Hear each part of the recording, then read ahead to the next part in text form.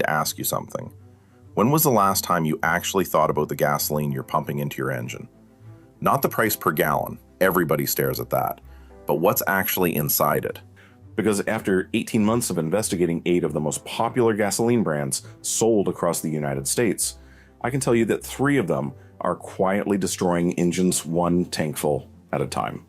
And the brand that shocked me most is probably the one you stopped at this morning.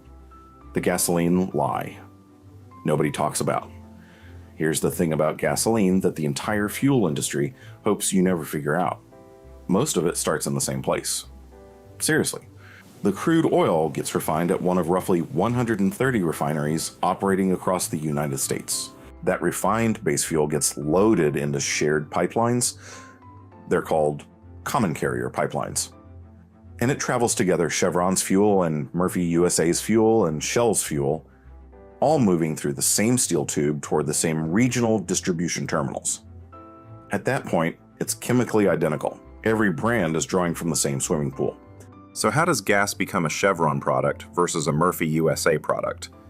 At the terminal, each brand injects its own additive package directly into the tanker truck before it drives to your local station. That additive injection is the entire difference between a fuel that protects your engine and a fuel that slowly destroys it. Those additives are not optional decoration. They are doing real mechanical work inside your engine every single time you drive. Detergent additives scrub carbon deposits off intake valves and fuel injectors. Corrosion inhibitors protect your fuel system from the inside. Deposit control additives prevent buildup on combustion chamber surfaces. When those additives are present at meaningful concentrations, your engine runs cleaner, longer, and more efficiently. When they're present at minimum legal concentrations, or barely above them, the deposits build, the injectors clog, and you start paying for repairs that should never have happened. This is exactly what the top-tier gasoline certification program was created to measure.